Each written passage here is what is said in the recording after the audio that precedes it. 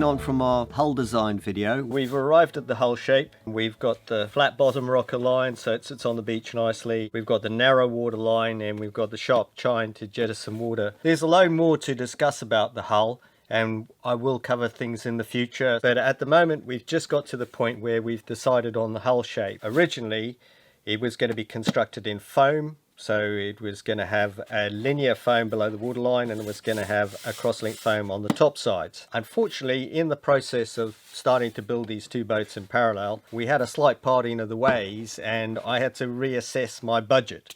And unfortunately, my budget wouldn't stretch to the sophisticated foam sandwich boat, and I ended up opting for a cedar construction, and so my boat ended up being 12mm cedar with a 450 gram biaxial glass either side, and I used the traditional concave convex construction, and we just nailed that onto the plug, and we used a polyurethane glue to glue them together. And the reason we went for 450 biax as opposed to a 090 was, at the time the Guggen brothers had just brought out Adrenaline, which was the boat where they had strip planked and then they'd used unidirectional carbon at 090, and that was very interesting.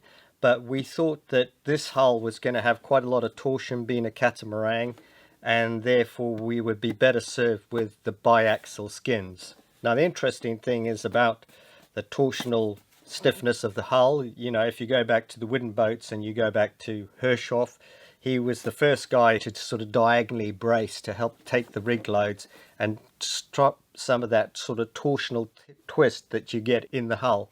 So the biaxial skins are providing that stiffness. The interesting thing about a cedar boat is that because you're bending the wood, you also get a lot of stiffness to the structure. And sometimes when they're sort of comparing materials, they use a flat panel. And so obviously if you use a flat panel of wood, you don't get the benefit of bending the wood, where the wood stiffens up by being flexed. So you don't get the same effect with foam. Foam sort of bends a bit until it ruptures. So you've got the cedar providing you with a longitudinal stiffness to the structure, and then you've got the biaxial providing the strength across the bias. And if you were doing it in foam, say it was a foam boat, you would be using a triaxial, so you'd be using one with fibers going that way, and you'd be having fibers at 45 degrees either way. Now when you're using strip plank cedar, it's obviously a wood, and the thing about that is that when you get dinks and damage into the structure, unlike a closed cell foam, you've got to make sure that you maintain it, otherwise the water gets into the end grain and you can have problems. Time's telling. I mean, I think it's worked out overall pretty good, and the boat's still 12 years after being in the water. It's in not bad nick, really, to be honest with you. I mean, obviously it was well painted and fed and everything, but it's weathered pretty well. We've got sections where you can see there have been not issues, but you begin to see a bit of planking, and that's to do with the fact that it was built in a polytunnel. You got a lot of heat in from the polytunnel on certain parts of the hull because of the sun. I think that the moisture levels change during the time of construction, although it's impregnated in this resin matrix. The wood still seems to be able to change its moisture content a little bit.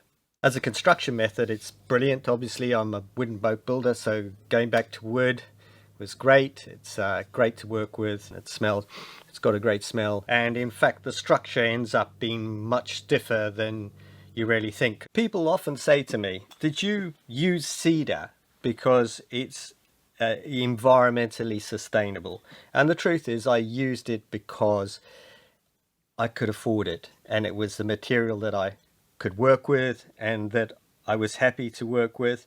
And sure, it seemed that it was well forested. Later I went into it in a bit more detail and found that maybe some of the forestation management isn't that great. There's much debate now about the pros and cons of using wood as opposed to foams, and you can get foams now that are, they say, up to 100% recycled, so they're PET foams. It does become a very difficult journey. I mean, nowadays when you're embarking on a project like this, you probably have to think about the impact it has on the planet. Unfortunately, timber's massively expensive now, so I don't know if the differential between the cedar and the foam exists anymore.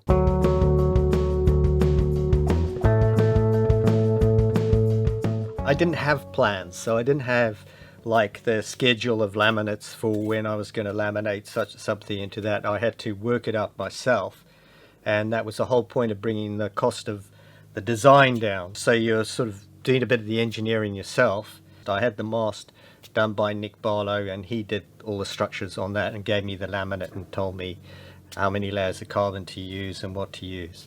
And we had a bit of a communication over, and he also did the laminate for the forward beam, so that I knew that those two areas, which were sort of high load and quite important, were well designed. As guys visit, you sometimes get feedback, so I wasn't really afraid. I mean, you're always a bit nervous when people come around who are, you know, a boat surveyor or whatever, and you say, what do you think? Luckily, most things people agreed with. They could see the logic behind it, and that helped me reassure me that I was going in the right direction. And in fact, a long time ago, I even had a visit from Mike Birch, who was a multi-hull wizard, great sailor and everything. And I remember him having a walk around the boat, and I had these big rings on the stern of the boat, and he just sort of looked at me and raised his eyebrow, and I went, yeah, they are pretty massive, actually. In fact, they're in a box down there, and I never use them. There are times when you're out at sea and you're off the Lizard and it's getting really, really rough, and you do have those thoughts. Did I put enough laminate on there? Did I remember to do all that stuff properly? One thing you got to watch out for when you're building a boat on your own is that you don't disappear down a rabbit hole, because what happens is you spend a lot of time in the shed alone and you try to work on things and you have all these ideas and your ideas are raging around, and then you are constantly, I think, or I am, because I'm a tinkerer, you know, I'm always mucking around and trying to improve things. You end up fiddling around quite a bit. You can't do everything. You can't do all the things you really want to do. Everything is sort of governed by how much you can afford and then how long it's going to take. Well, in my case, I got the amount of time it was going to take to build the boat completely wrong. Okay, so it took a hell of a lot longer to build it than I ever expected. The other thing that I never accounted when I started on the project was how much time you faff around designing things for the boat and working out how you're going to do it to make it ergonomic. You know, all this stuff takes time.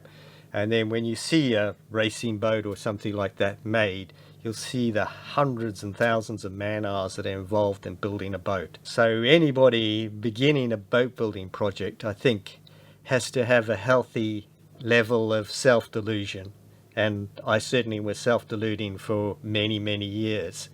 As people would tell you, they used to come and visit me and they would always say to you, well, when are you launching, Lawrence? And I would always go, well, next year, next year, next year, next year. There is an amount of satisfaction that you get from building your own boat. And often I turn up motoring down the river and I come alongside the boat and I think, did I really build it? Well, I really made this. You know, it's quite amazing, and it's a great sensation that you feel inside. The fact that I haven't done the round the world voyage yet is, well, that's, you know, that's for the future.